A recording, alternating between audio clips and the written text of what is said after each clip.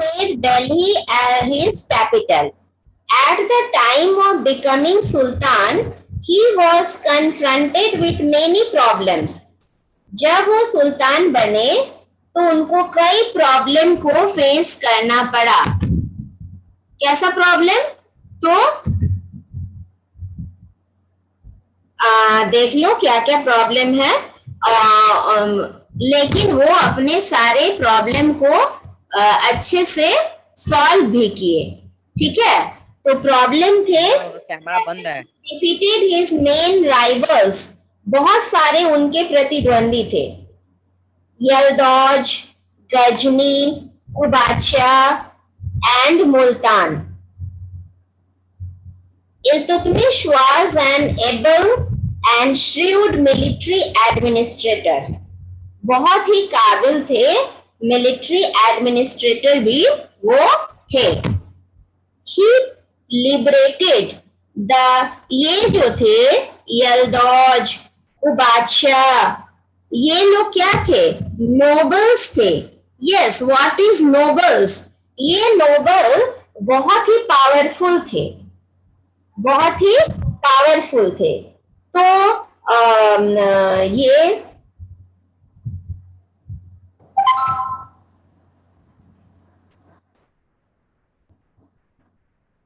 कुतुबुद्दीन ऐबक जो है was succeeded. ये बोली ना कि ये नोबल बहुत पावरफुल थे, राजा की बातों को भी इनकार करते थे.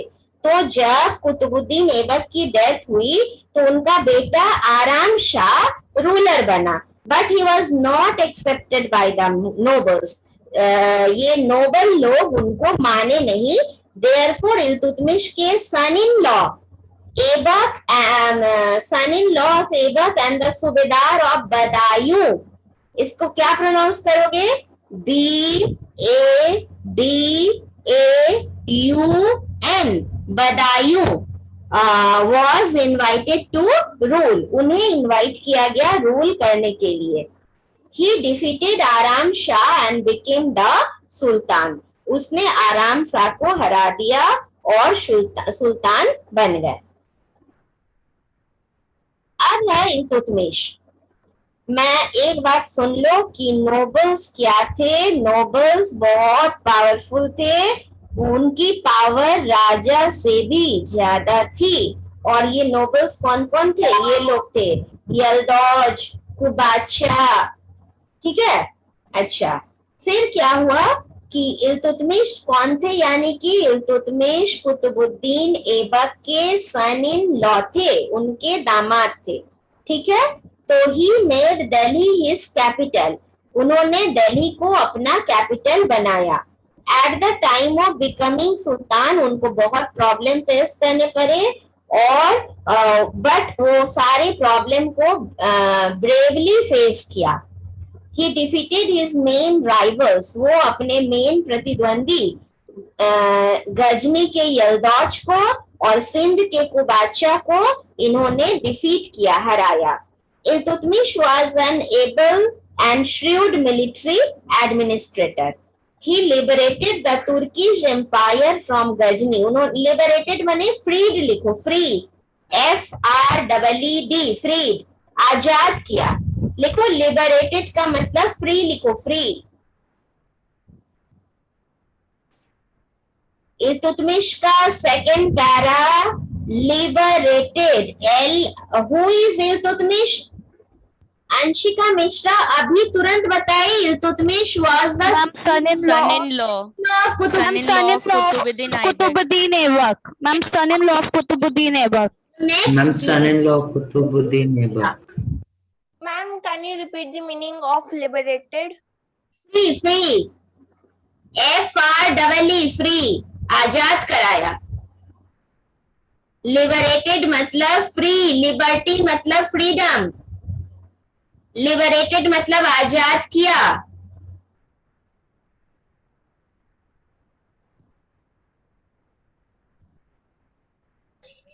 मैम डिस्ट्रिक्ट क्या होता है? बेटी के हस्बैंड, बेटी के हस्बैंड को दामाद कहते हैं. मैम डिस्टिफाइड.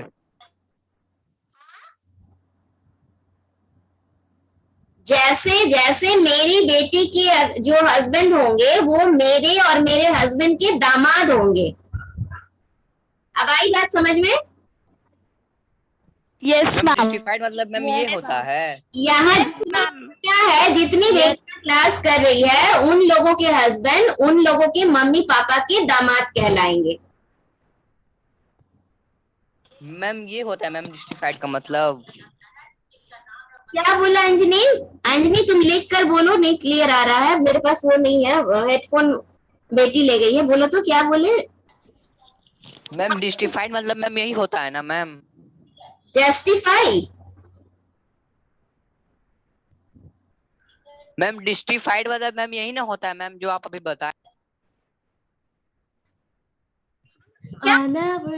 इंग्लिश के लिए सब लोग क्वेश्चन कर रहे थे, वो कौन है क्या है सब बता रही थी। और इसके सिवा तो मैंने लिबरेटेड का मतलब बताया कि फ्री, और तो कुछ नहीं बताया। किस लाइन में बोलो, किस सेंटेंस में? पढ़ो, सेंटेंस को पढ़ो। मैम वो नहीं बोल रहे। अच्छा चलो छोड़ो। Iltutmish was an able and shrewd military administrator. He liberated the Turkish empire from Ghazni and other foreign powers. वो दूसरे फॉरेन ताकत से अपने एम्पायर को आजाद कराया, फ्री कराया, ठीक है। और कॉन्सोलिडेटेड इट इफेक्टिवली, और उसको स्ट्रॉन्ग बनाया। कॉन्सोलिडेटेड का मतलब स्ट्रॉन्ग। गौरी आपकी कोई सिस्टर है क्या? बाप रे क्या उधम मचा रही है वो, कुछ सूट पहनकर देख रही है, टेडी लेकर घूम रही है। माय गॉड, बहुत उसके क्लासेस नहीं चलते हैं क्या गौरी? मैम अभी एक क्लास ओवर हुआ है। वो अभी ओवर हुआ इसलिए वो, बाप रे भाई भी है वो, देखो तो सारे शैतानी कर रहे हैं। अच्छा ठीक ठीक, चलो चलो ठीक। अच्छा फिर क्या हुआ कि ही डिप्लोमेटिकली, अब ये डिप्लोमेटिकली मतलब राजनीतिक तरीके से, ठीक है। जैसे कि चाल, राजनीतिक चाल से सेव्ड हिमसेल्फ, अपने आप को बचा लिया और दिल्ली को बचा लिया from the wrath of Mongol conqueror Genghis Khan. Genghis Khan एक क्या था? विनर था, विजेता था। वो मंगोल था। ये लोग तुर्क थे, सॉरी पहले आपने तुर्किश एम्पायर पढ़ा। ये लोग स्लेव्स डायनेस्टी के थे और वो था मंगोल, ठीक है, MONGOL, मंगोल था चंगेज खान। वो उसके अटैक से उसने बचा लिया दिल्ली को। क्यों? क्योंकि Shah of Khwarezm, Genghis Khan किसका पीछा कर रहा था? शाह ऑफ ख्वारिज्म। और शाह ऑफ ख्वारिज्म इल्तुतमिश से शेल्टर मांग रहे थे कि मुझे शरण दो, अपने राज्य में मुझे छुपा कर रखो। लेकिन इल्तुतमिश ने ऐसा नहीं किया क्योंकि वो बहुत सूझबूझ वाला इंसान था। वो अगर ऐसा कर लेता तो उसको खोजते खोजते चंगेज खान दिल्ली तक आ जाता और उन लोगों पर अटैक कर देता। मे बी कि इल्तुतमिश जीत नहीं पाता, मे बी कि ठीक है जीतता, लेकिन वॉर तो वॉर ही होता है, वॉर से तो डिस्ट्रक्शन होते हैं, तबाही आती है। तो उसने सूझबूझ से दिल्ली को चंगेज खां के अटैक से बचा लिया। कैसे?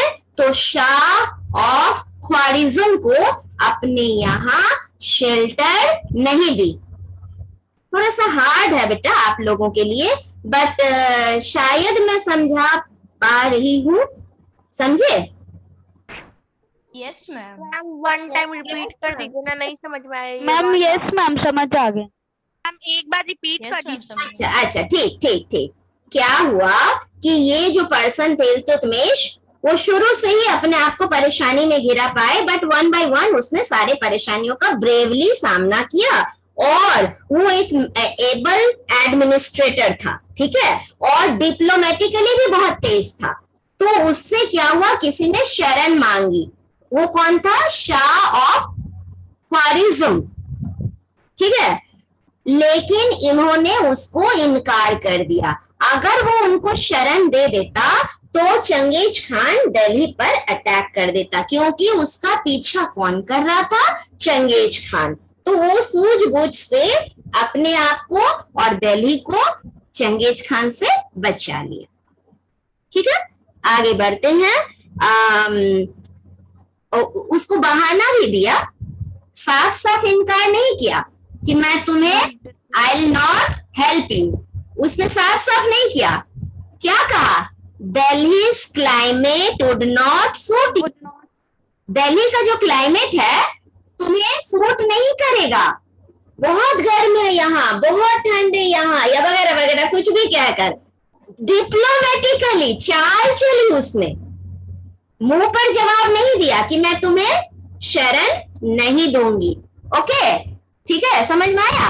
अच्छा, अब है Iltutmish made many administrative reforms to strengthen his hold on Delhi सल्तनत।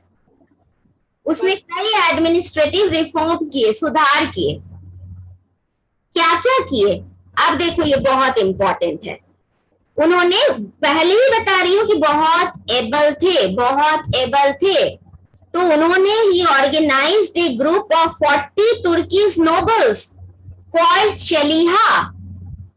पहले ही बोले कि नोबल्स वर वेरी पावरफुल, और उसने 40 नोबल्स का एक ग्रुप बना लिया, एक ऑर्गेनाइजेशन बना लिया। तो एक ही अगर इतने पावरफुल हो तो 40 लोगों का ग्रुप कितना पावरफुल होगा? और उसका नाम था चलीहा।